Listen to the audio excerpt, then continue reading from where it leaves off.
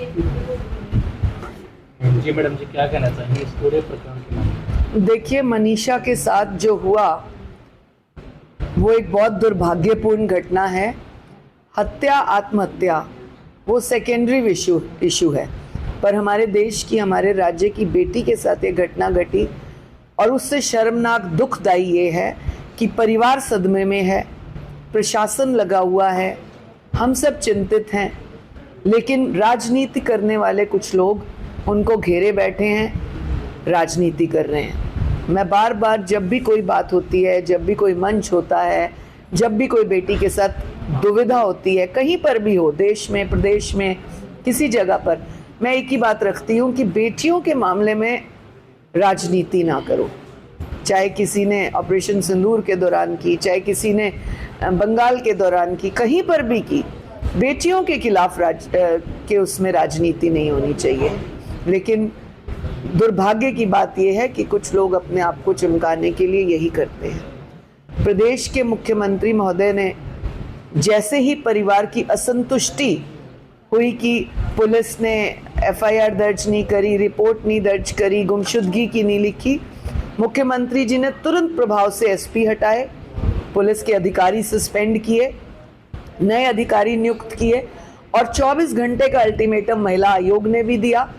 मुख्यमंत्री जी ने भी कहा जल्द से जल्द इस केस को सॉल्व करना है, उसके कार्रवाई जो भी बनती है वो करनी है, और प्रशासन ने वो की। जो भी निकल कर आया, वो लेटर मिलना, बच्ची का एक बार मेडिकल होना, उस पर परिवार की असंतुष्टि, दोबारा पीजीआई का मेडिकल होना, उसमें वो पॉइजन का निकलना, और जो भी बातें निकली, एज परिवार wants the family, the way the family wants, मुख्यमंत्री जी ने वही आदेश दिए। अब परिवार को कहा गया, किसी ने उनको कहा कि नहीं नहीं, ये मेडिकल भी ठीक नहीं है, ऑल इंडिया मेडिकल साइंसेस से मेडिकल कराए दिल्ली से। सरकार ने उसको भी माना। फिर उन्होंने कहा सीबीआई की जांच होनी चाहिए। कल देर रात मुख्यमंत्री जी ने उसकी भी अनुमति दी। ये कौन लोग हैं जो परिवार को इस तरह की बात कर रहे हैं?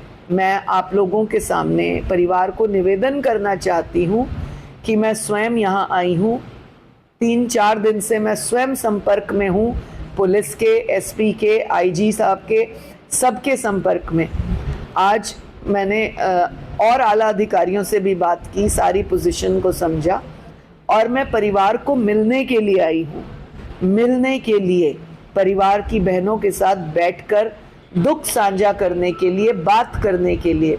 परंतु जब मैंने, ये मेरे साथ पूरी गांव की सरपंची बैठी है, पूरे अधिकारी लोग बैठे हैं, जब मुझे इन्होंने बताया कि वहाँ बहन जी हम जा नहीं सकते, हम भी गांव से निकल कर आए हैं, और ये वो लोग हैं जो उस गांव की सरदारी है, जिनको पहली कमेटी, दूसरी कमेटी में उन्होंने बनाया था।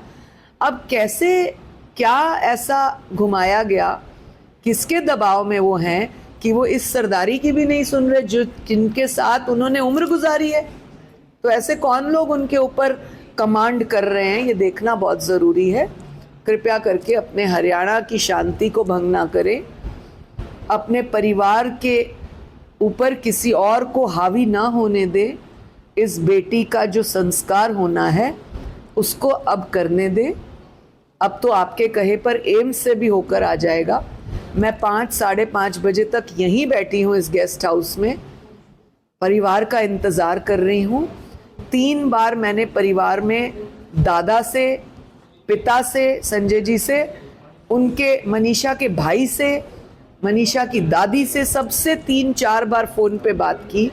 मैंने ऑन रिकॉर्ड रखा इसे, और उन्होंने मुझे मिलने के लिए कहा। जब मैंने पहुंचने के बाद फ़ोन किया, तब मुझे मनीषा के दादा ने कहा कि हम ना निकल सकते यहाँ से, हमें ना आने दे रहे। ये कौन लोग हैं जो परिवार को नहीं आने देते? अच्छा ठीक है, आप उनको नहीं आने दे रहे, मैं आई हूँ भिवानी, मैं आई हूँ लोहारू, मैं जाऊँगी मिलने, परंतु आप ये क्या रास्ते बंद करके लठ वाले बिठाकर बैठे हैं, जो प्रशासन को भी नहीं आने दे रहे, हमें भी नहीं जाने देना चाहते? क्यों? ऐसा क्या है? एक बेटी गई है हरियाणा की, और ये कौन राजनीति करके वहां पर जाने नहीं देना चाहते? ये कौन है जो अपनी राजनीतिक रोटियां सेक रहे हैं? मैं आप चैनल्स के माध्यम से पुनः निवेदन करती हूँ परिवार को कि मैं लड़की की मदर से, लड़की की बुआ से, चाची से, मामी से, जो भी परिवार की महिला है, मैं उन सब से मिलने आई हूँ, मैं मिलना चाहती हूँ। हमेशा किसी के घर में किसी प्रकार का भी दुख हो, साझा किया जाता है, इकट्ठे बैठा जाता है, बातचीत की जाती है, ना कि इस तरह की राजनीति।